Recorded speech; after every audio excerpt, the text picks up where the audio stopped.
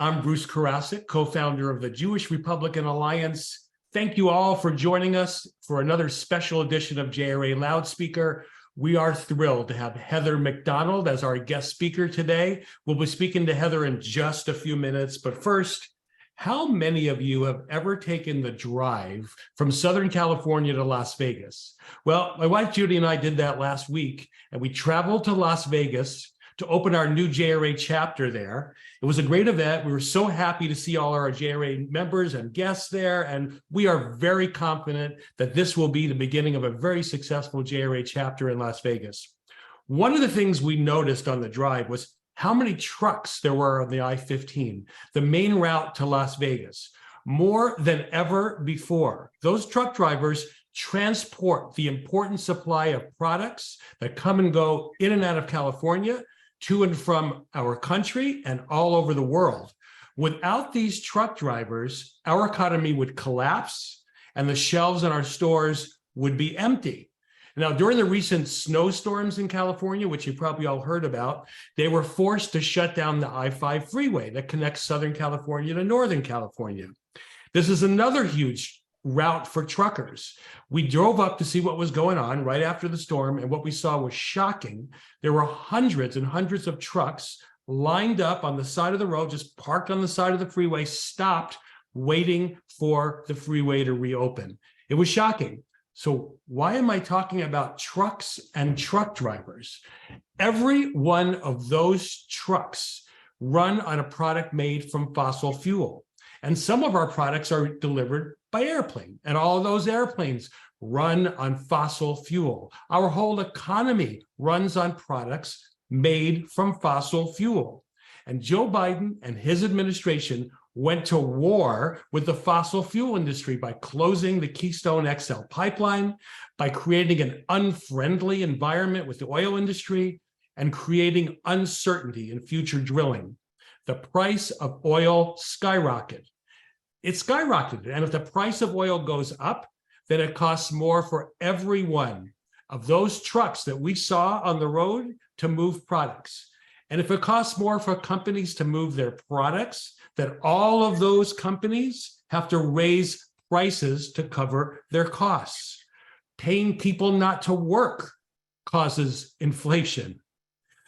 It creates shortages when people do not work. Supply and demand, too much money chasing too few goods, more inflation. Forced to deal with runaway inflation, the Biden administration rapidly increased interest rates to undo the damage that they largely caused. Rising interest rates caused the value of the bond market to decline, and many banks were encouraged to actually purchase government bonds. And my friends, that is one of the main reasons that the Silicon Valley Bank went under last week. The banks were too heavily invested in the bond market that declined in value because of the Biden administration's bad policies that led to inflation and increased interest rates. And just today, First Republic Bank, Western Alliance, PacWest stock prices plunged and trading was paused. So it looks like a bailout is coming, and we, the taxpayers, are going to get stuck with the bill. The Biden administration took our country, which was energy independent, to full dependence. We were finally energy independent under the Trump administration, under the Trump years, and he changed everything by being unfriendly to the oil industry. And then he had to travel to Saudi Arabia to beg them to produce more oil, and they declined. And so the increased oil prices also made Russia rich, which partially financed their invasion of Ukraine. And now last week it was announced that the Iranians and the Saudis agreed to restore ties with each other, while the Iranians are on the verge of getting a nuclear weapon under the nose of the Biden administration. When a president and administration has bad leadership, bad policies, bad ideas, and hires staff based on equity and inclusion rather than merit, our country suffers. We need the best and the brightest more than ever. Hiring decisions and appointments made on the basis of race and sexual orientation hurt everyone.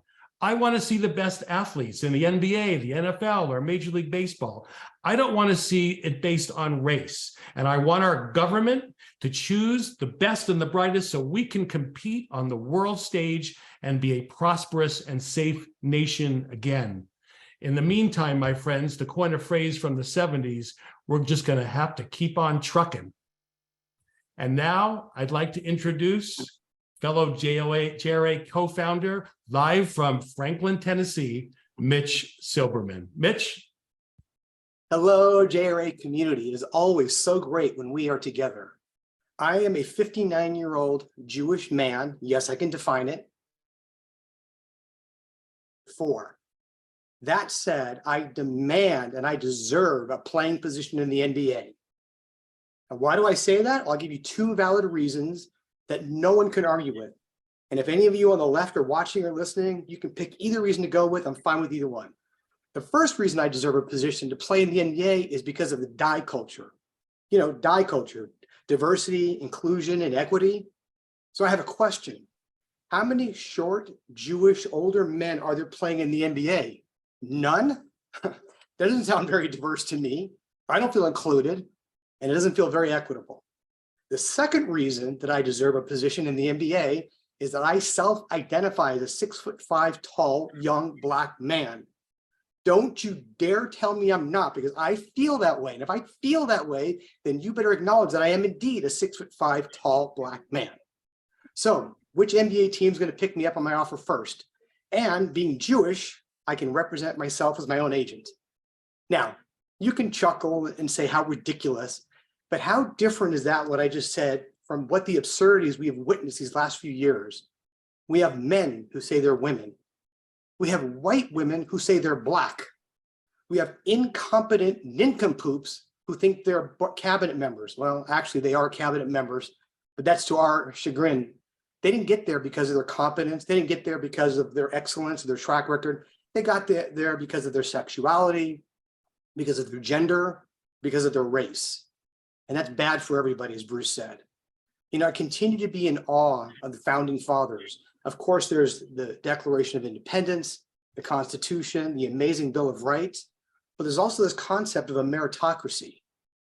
For the first time in human history, a country was birthed that said, it doesn't matter where you came from, what you look like, how old or young you are. If you have the drive and the determination and the skill and the creativity to make it big, you will. No one will stop you except yourself. And that's new to this world, because for the most part throughout human history, whatever station in life you were born into, that was it. That's where you were stuck. So we now have an economy, at least we had until this regime took place, where the best and the brightest went on and did what they could do. Now, do you want the best pilot for your plane, the best surgeon, or do you want to know what their gender is or the sexuality is? It's a very dangerous thing. And in fact, this has become a very dangerous time. It's almost as if racism trumps merit, which, by the way, is a great title for a book. In fact, we have the author of said book with us today. Now, Bruce and I had the good fortune of meeting Heather a few years ago before the lockdowns in LA. Karen Sigmund hosted a great event for her organization. And fortunately for me and all of you, I stayed in touch with Heather, and we were so excited to have her on the show today. I'm sure you've seen or heard her with Sean Hannity, Dennis Prager, Tucker Carlson. She's amazing, and I'm going to give you a brief introduction. Heather is the Thomas W. Smith Fellow at the Manhattan Institute, a contributing editor of City Journal, and a New York Times bestselling author, and will be again. Her writings appear in the Wall Street Journal, Washington Post, New York Times, LA Times, New Republic, and her newest book is available for pre-order and it's going to be released April 18th. A frequent guest on Fox News and other TV and radio programs, Heather holds a BA in English from Yale University, graduating with a Mellon Fellowship to Cambridge University, where she earned an MA in English and studied in Italy through a Clare College study grant. She holds a JD from Stanford University Law School. At the Criminal Justice Legal Foundation's annual meeting, U.S. Attorney General Jeff Sessions at the time called Heather the greatest thinker on criminal justice in America today. Heather, welcome to our show. Well, you guys are totally great. Thank you so much, Mitch and Bruce. And those were an awesome sort of tour of the madness that we're living through. And I actually am going to pull rank on both of you as white, presumably heteronormative, but I'm not going to make any judgments about that. Jewish males, you have in this day and age, you have never been the beneficiary of a anti-meritocratic preference, but I can tell you that I undoubtedly have throughout my life. As a female, I am preferred over males all the time, and it is absolutely insane. I was once asked by a Fox producer to come on a show to discuss interest rate matters. And believe me, I would not have been able to be as cogent on this as Bruce was with regards to the bond inflation and the terrible inevitable march towards the collapse of the Silicon Valley Bank. I'd said, I know nothing about inflation and economic interest issues. Am I the chosen guest because I'm a female? And she actually admitted it. Now, this is trivial, who cares really whether we have these supreme experts on some Fox News panel, but it actually does start to matter when you are admitting students to medical schools based on their race, not based on their academic skills, when you're admitting students to law school, when you're putting them on the federal bench based on their various intersectional points. The quality of our jurisprudence by Biden's insistence on using the irrelevancies of race and sex to make his nominations to the federal courts. This should scare us all. It is going to water down the quality of our jurisprudence, and we will not be able to have the security of our rights. Businesses will not be able to plan their future business interactions. Contracts will not be secure. This attack on meritocratic standards is going on everywhere. It explains almost everything you can see in our world today. Certainly the criminal justice system, the unwinding of every aspect of the criminal justice system since George Floyd race riots is all going on in the name of what is known as disparate impact, because meritocratic behavioral standards have a disparate impact on Blacks.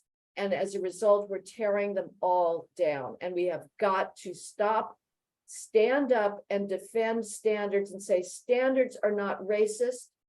The solution, if we have groups that are not meeting either academic standards or behavioral standards, is to change the qualifications of those groups, whether it comes to academic skills or not breaking the law. It is not to tear down meritocratic standards. So well said, Heather. We're so happy to have you here, and we admire your courage and your bravery to speak out against what is widely accepted talk that people have to repeat all the time, otherwise they're canceled. And we are in great support of your work and what you say. Your book that's coming out, Race Trumps Merit, what a great title. And it's so timely because it's affecting our nation in so many different ways, through the airline industry, through now with bank failures, through an administration that is choosing people based on how they look and what kind of weird dress they're wearing. Give us some details, one, on why you chose to write that book and how it's going to affect our nation, and then how our listeners can get it. Well, I chose to write it out of a combination of anger and sorrow. Anger at the fact that we are voluntarily, gratuitously unwinding the very thing that makes a civilization, which is the aspiration for excellence and for achievement. Yes.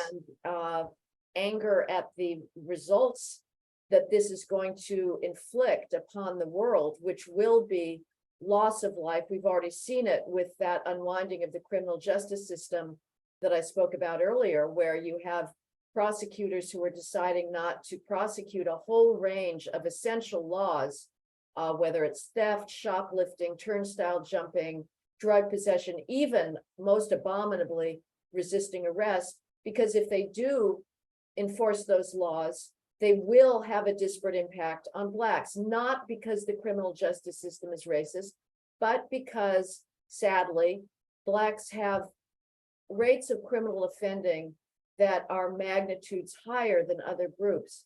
So I'm angry about that, but I'm also sorrowful because the things which I love, art, classical music, museums, dance, it too is all being torn down in the name of avoiding disparate impact, in the name of so-called racial justice.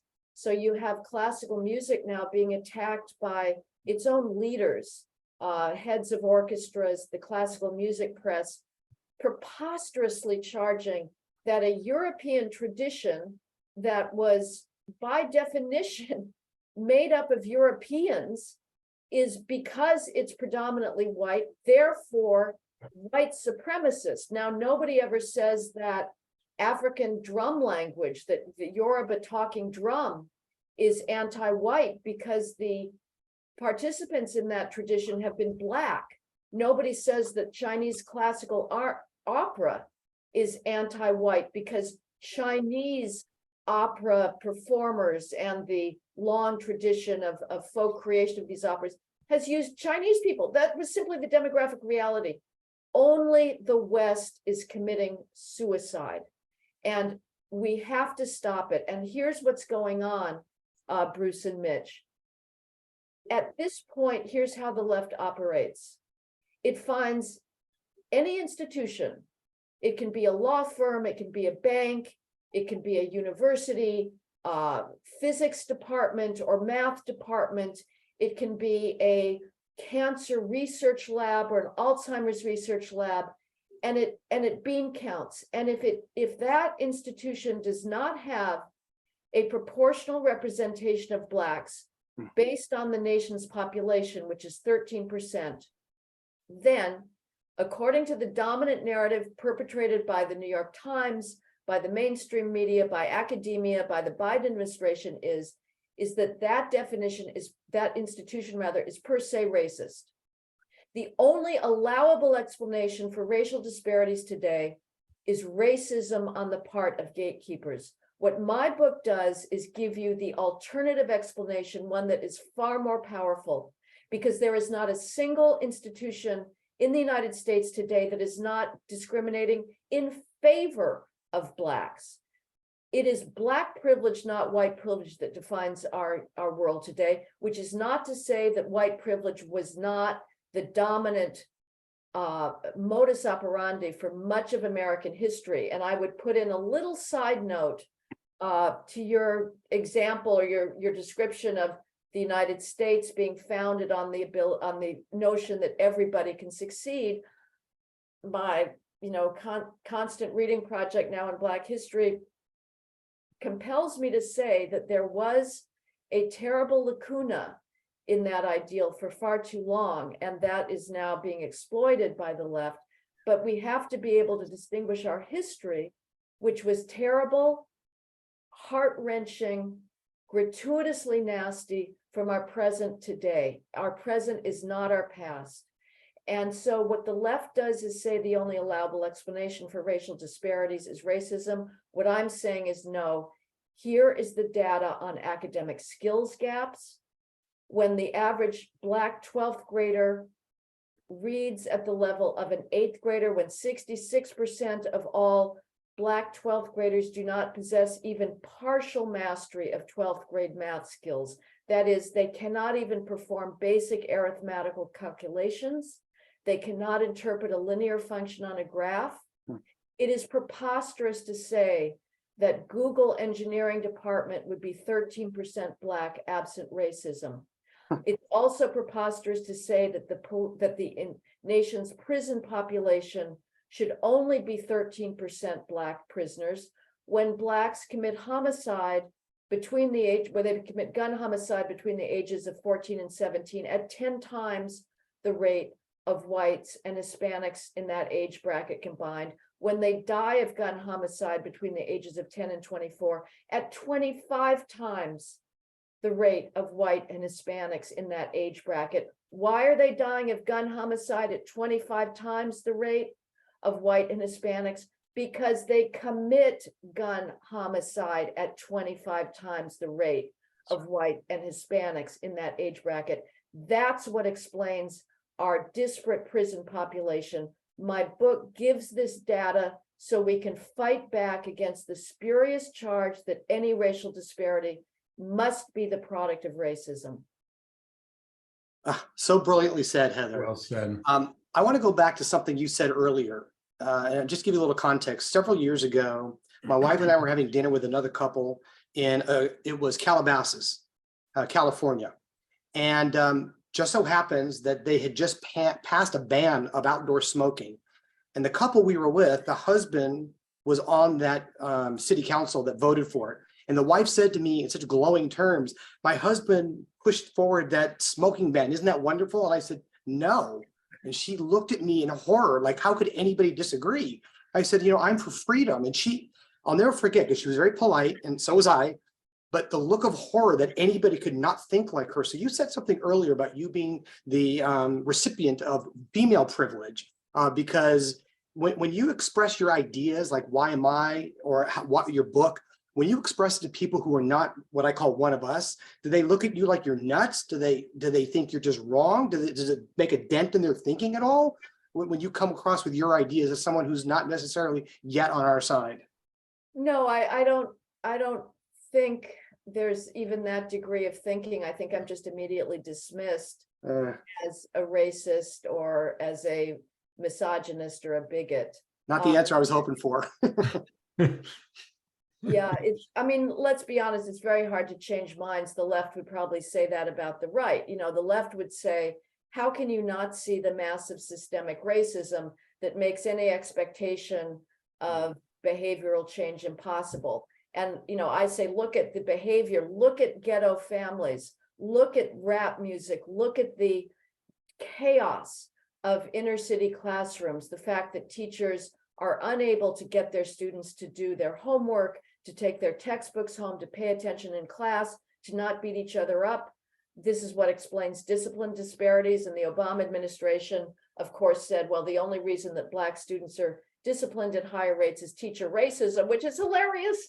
There's no more left-wing profession in the country than teachers. Teacher ed is one long marination in white privilege theory and anti-racism. So the idea that teachers are out there arbitrarily disciplining Black students out of bigotry is absurd. But it just becomes impossible to give the facts. But they would say that we are ignoring things that are just as obvious in instances of unequal wealth distribution. They will never, ever look at behavioral choices that people make. They do not think it is fair to assume personal responsibility or the possibility of personal responsibility on the part of their favored victim groups. But I'm just saying that probably there's symmetries in how each side views the other side's closed-mindedness and blindness. Very true. And it's very ironic that the left blames racism and inequity in inner cities on the right when they've run the big cities for the last 50 or 60 years. One of the things that I think is really important to our country and our freedoms is free speech. And this last week, there was an incident at Stanford Law School where Judge Kyle Duncan, a Trump appointee, was invited to speak, and he was shouted down, called scum and other words by the left. How do we change? Of course, the university, the law school apologized, but it was too late. And this is not the first incidence of this. This goes on all the time when conservative speakers try to speak. Have you had this experience, and how do we change this? Have I? Of course. I was blockaded at Claremont McKenna College in, I don't know, it's 2017 perhaps, following the release of my penultimate book, The War on Cops, when I was going to speak against the dominant narrative that we're living through an epidemic of racially biased police shootings of Black males. And the students from both Claremont McKenna and then the other colleges in that area, Pomona and Pitzer and whatnot, blockaded the auditorium so that nobody could get inside to hear me speak. So I spoke to an empty hall until the police decided that I they couldn't protect my safety any longer. So I was hustled out through the kitchen and into a waiting police car. And I've had shout downs and absurdly narcissistic, self-pitying, bathos-filled protests virtually every time I speak. And, you know, I wrote a piece after that Claremont McKenna shut down that began with, where are the faculty? They all have their heads in the sands. And I find it preposterous, this technique that conservatives have fallen back upon, which is to invite outside speakers to come and show up. And it's sort of like, what's the cartoon with the guy with the long mustachios and the hat, where like you stand up and then you see all the Indian arrows go into you and you stand up for a bit and then you keel over. You know? So the outside speakers are these magnets for the student rabble, and they all like go nuts. And then the faculty are like cowering under their desks, hoping that the venom will all be released on this outside speaker who limps away. But they're obviously fallen down on the job in terms of trying to convey to students what the absolute beauty is of First Amendment principles, which is that speech that you disagree with is protected. It's not a question of protecting speech you agree with, and that the marketplace of ideas, as J.S. Mill most eloquently explained, is the best way to get at truth. So that's one thing. I mean, the faculty are absolute cowards, but the other thing is there's not a single informed American today who should be giving a single penny to a college. Not a single one. I don't care. I just got in an email exchange with somebody who gives to the golf team at Northwestern University because he knows the golf coach and he's got a personal relationship. And this is somebody who knows how bad Northwestern and other colleges are, but he wants to have the satisfaction of supporting this. But all money is fungible. So even if you think that you are carefully segregating it, do not give. Make sure that colleges feel some heat for their cultivation of this victim ideology. And the law school shutdowns, there was one at Yale Law School a bit ago when a woman from the Alliance Defending Freedom came just to have a debate with a lefty free speech advocate, when both of them were simply going to be talking about the value of free speech. Well, the Alliance for Defending Freedom has argued cases in defense of traditional marriage and against compulsion to go along with the LGBTQ ideology. The Yale law students also had a complete meltdown and claimed the usual insanity about their very existence is put at threat by these dissenting views. When these students from elite law schools, whether it's Harvard or Yale, who all also went there, you know, when it meltdown at the Brett Kavanaugh hearings around the mantra of belief survivors, which is the very repudiation of due process and the presumption of innocence, or whether it's Stanford law students, they are all disproportionately going on the federal bench, thanks to Biden and his diversity compulsion, and thanks to just traditional patterns of judicial appointments. This is terrifying. These students have not been educated in the fundamental premises of neutral government, of neutral principles.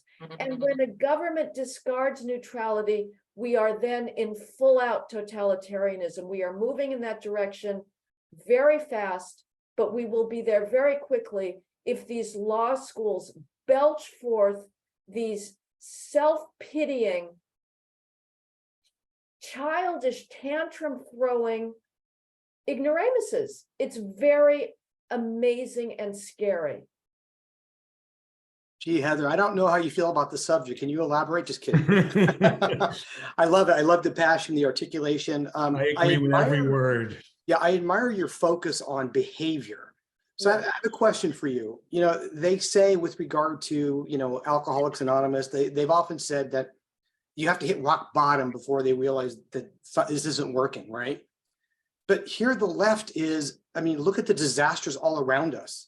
You know, putting people in a position that don't deserve it, ideas that are destructive, whether you're going to the gas pump or you're buying groceries or you fill in the blank. I mean, the evidence is everywhere. At what point do they say, this isn't working? Or is that just never going to happen? Unlike an alcoholic who does give up alcohol.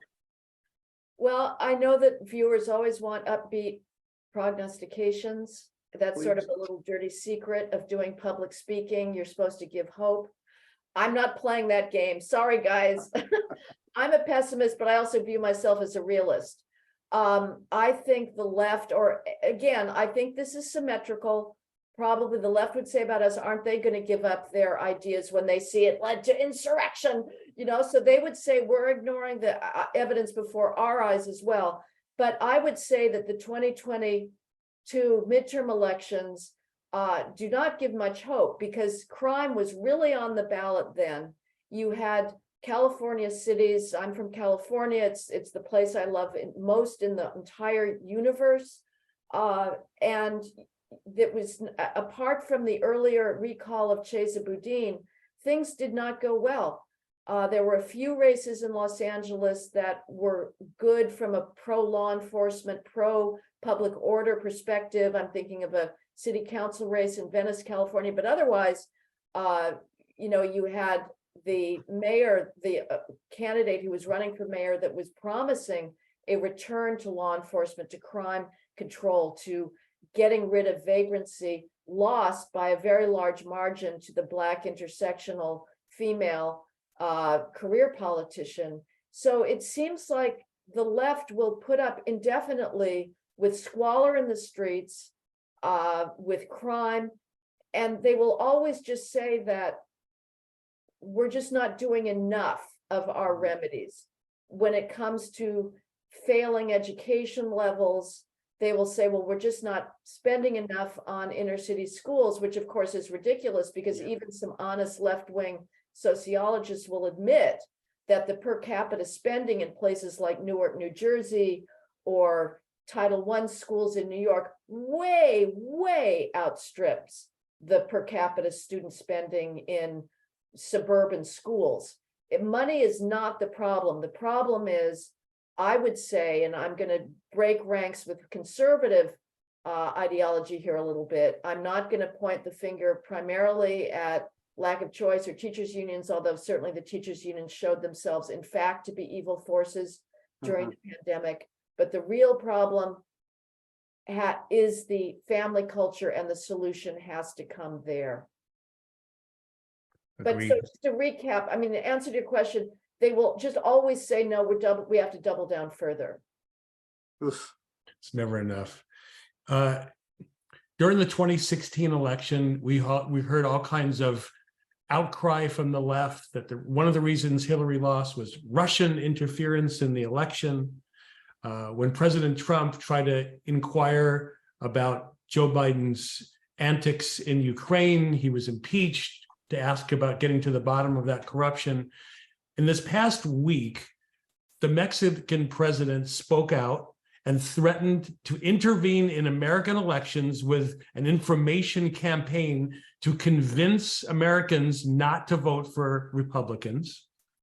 80 Democrats signed a letter to Joe Biden imploring him to interfere with Israeli politics by telling him not to do the judicial reforms that he wanted to accomplish, while Joe Biden at the same time is funding the Palestinians without preconditions. So there's all kinds of meddling going on in elections, and I don't hear anything going on with outrage on the left or anybody with all this going on. And I think it's really a shame that all this is happening and no one's speaking about it. Well, yeah, I mean, I can't really add much to that. It's the hypocrisy is just endless. And, you know, I would say this on college campuses as well. You have all these universities that are so desperate for more money because they have these massive diversity bureaucracies, and they raise their tuitions to obscene levels, but that's still not enough. And so they put on put up campuses in places like Abu Dhabi. New York University has a satellite in Abu Dhabi.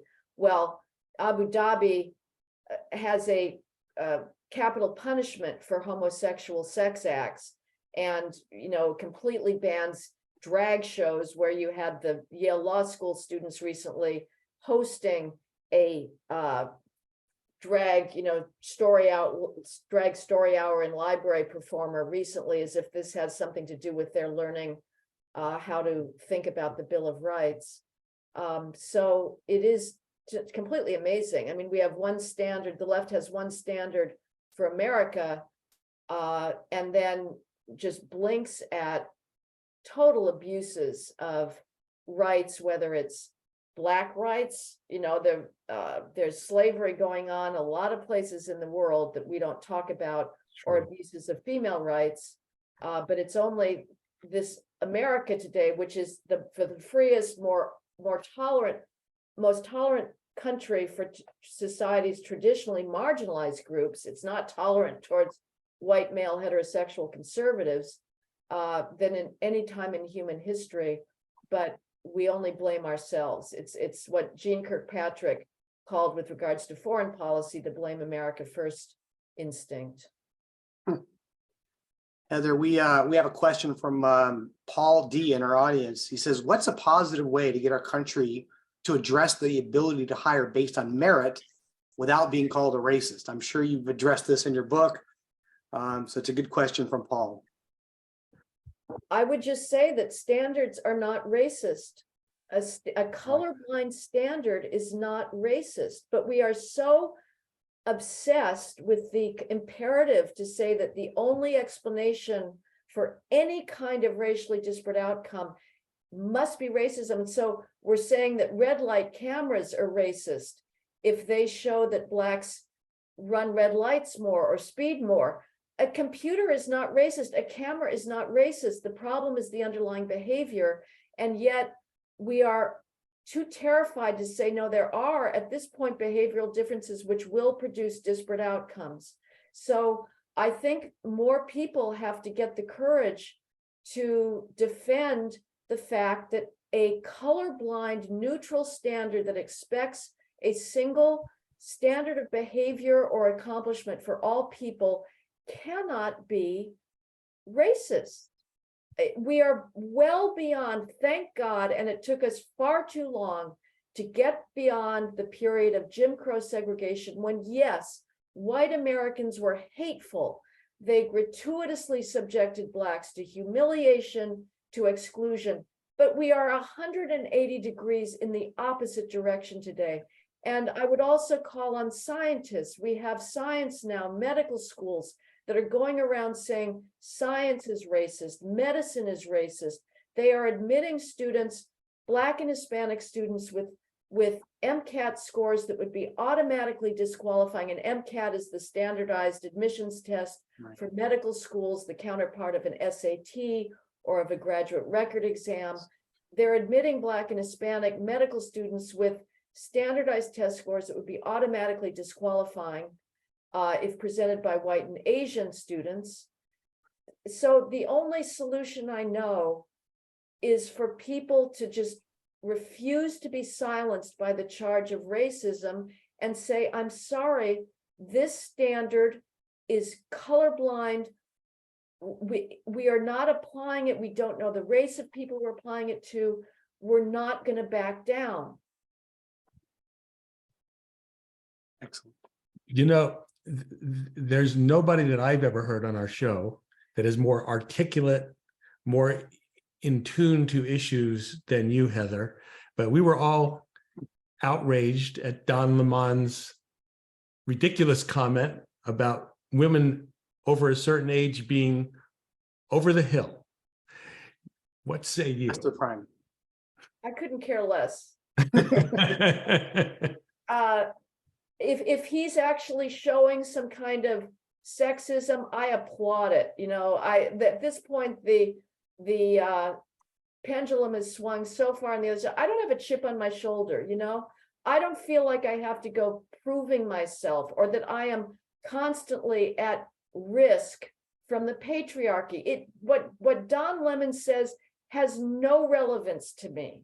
It cannot stop me. I don't need female role models. I find the whole role model concept completely nauseating. And it is if you really believe in it, and you believe it's so important to have strong women together succeeding, then we're stuck in an absolute closed loop, because it means that any field that has not had females in the past cannot have females in the past. If you can only decide to become a physicist because you've got a female role model instead of Albert Einstein, then you're never going to have female physicists. How about choosing your role models based on their accomplishment, not on the trivialities of what's between their legs? So I'm not going to take offense at Don Lemon. It doesn't bother me one bit. Great answer. Heather, I want to piggyback on what you said. You've brought up so many amazing points that, the left is just as closed minded. They think we're out of our minds and we think they're out of their minds. The difference is, it sounds pompous, but the truth is on our side. But there's an issue that is really dangerous that I made a prediction yesterday. We didn't watch the Academy Awards. We stopped a long time ago. And I said to my wife, since Trump is no longer in office, they can't get up there and say, I want to thank the Academy and I hate Trump more than anyone else. Like, that can't be their theme. And I took a guess at what the theme was, and it turns out I was right. What is it about the left that is so fixated on drag shows in front of little children? Like, I don't understand how their side thinks that we're closed-minded on drag shows in front of little children. Talk about that one, please. So I'm completely innocent of the Academy Awards last night. Are you telling me that the theme last night was also celebrating Drag Queen Story Hour, Mitch? Well, what I saw, I just glanced at some articles, and I even sent a headline. Let me see if I can find it. But the headline basically said that people, some of the winners said, how they stand with transgender. It was like that was the recurring theme, not over the top, but I said there's got to be a recurring theme that they're going to jump on, and that seemed to be the recurring theme. Hilarious. Well, that was a good guess, and you were right to say, what are they going to do without Trump? So, if the person who understands to its depths the trans phenomenon will be the person who has pierced the very soul of modern America. It is the strangest thing that has happened in 10 millennia of human history. There's nothing like it. And it is based in part on an absolute loathing of anything traditional, especially anything traditional between males and females, on any understanding that children need mothers and fathers. It's based on a hatred of childhood innocence, because that innocence threatens the sexual liberation of the 60s, which has produced so much unhappiness for females. Not that I really give a damn about female unhappiness, but it has, because male and females are not equal in their libido. You give males an open invitation to go around having wildly promiscuous one-night hookup sex, and they'll say, let me at it. And they will walk away from those drunken campus hookups, one-night stands, with no regrets and no emotional connection to their partner, whereas females do have an emotional bond with their sex partners. So their hormonal response is different to intercourse, and females trying to catch up and keep up with the male libido on campuses they're not doing so well. And so they go around claiming they've been raped, which is preposterous. But the sexual liberation of the 60s remains the key moment for feminism. And so children who are innocent of sex are threatening to that. I also see in this moment antecedents in what is a universal and a timeless complexity and discomfort that human beings have felt at different times towards the mind-body dualism, that there's times when human beings feel revulsion at the flesh. And we've had flagellants in the Middle Ages and people wearing hair shirts, people trying to scourge the flesh, scourge remove earthly desire. Hmm. Most recently with females, we saw that discomfort with the body with anorexia and cutting and bulimia. And now it's predominantly females that are involved in this social contagion of trying to self-castrate. And you have most horribly, almost the entirety of the medical profession enabling this. So this is another thing where one would have thought by now that mothers would have stood up against this, but it hasn't happened. The voices against males showing up in female sports have been very few. And if I were a feminist, I would say, isn't this just like a toxic male to want to destroy our success and accomplishments? I'm not letting a male on my female swim team or track team. Are you kidding me? You're being a typical colonializing, imperializing male. But the soccer moms, by and large, are silent. And I'm not going to excuse this by saying, oh, well, they're scared of being called transphobic. Too bad. Stand up for your goddamn daughters. But it's not happening. It's very, very strange. And so suddenly there's always been this great totem pole of victimhood, and it's a ruthless game of dog eat dog to see who gets to be on top, who gets to be top dog victim at any given moment. And I never would have predicted 5 years ago that the trans would be on top now, but they are. It's just mind-boggling. It is. We have a question from Tracy K, and she is interested in finding out how we can stop affirmative action to continue on college campuses, and without affirmative action, why are certain groups succeeding and others not? And how do we make it more open to fairness and merit versus continuing affirmative action policies? Well, we may get a push in that direction if the Supreme Court majority decides to overrule its ridiculous line of cases that went back to Bakke versus California that allowed racial preferences in the name of diversity.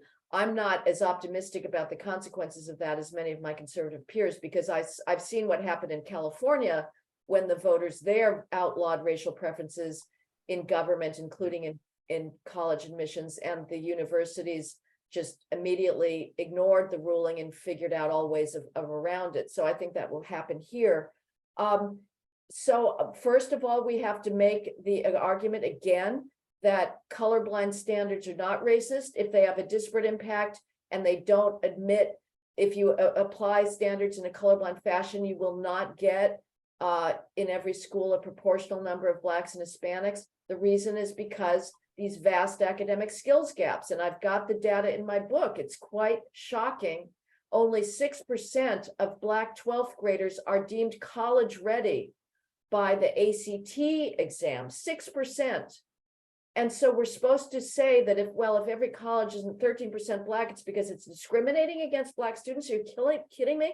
But an intermediate demand that maybe people can start making of their state legislators, absent a will to ban racial preferences, would be simply transparency. Colleges refuse to publish the average SAT scores of their students, which will show that Black and Hispanic students are being admitted. As I said, with medical schools, this is true in undergraduate admissions as well, with SATs that would be automatically disqualifying if a white or Asian student presented it. You're not allowed to talk about that. Any professor who talks about the skills gap, the admissions gap, and the resulting performance gap, which is what happens when students are admitted to schools for which they are not competitively qualified, they get canceled, whether it's Amy Wax or the adjunct professor at the Georgetown Law School, who was caught in private conversation lamenting the fact that she had very few Black students at the top of her clinical law class. this was not a public statement, but it was her experience. She got fired for simply speaking the truth. Yeah. So if we can wrench from these college administrators the actual data that will show the extent of racial preferences, that will help. And we should hope that more Asian Americans start to say, we're not taking this any longer, because they are now the ones that are most harmed by racial preferences. They have to meet standards that are so much higher than everybody else. They've displaced Jews as at the top of the academic totem pole. And when they ever figure out, I support classical music, and there's a radio show that highlights young classical music performers. They are so disproportionately Asian. It's amazing. When Asian parents realize that having their students, their children play both piano and violin at the level, of Yasha Heifetz and Evgeny Kissin, is not helping them get into colleges because they're discriminated against anyway, it's going to be a very bad time for classical music. But at this point, Asians are like working their butts off because they have to be 30 times better than anybody else to be admitted. Harvard is saying, another Asian with 800 plus SATs, master chess champion, math Olympiad champion, plays 3 instruments perfectly, throw them in the discard pile, boring. Now let's look at somebody who's of the proper race and ethnicity with SATs that are 2 standard deviations below. That's the person we're going to admit.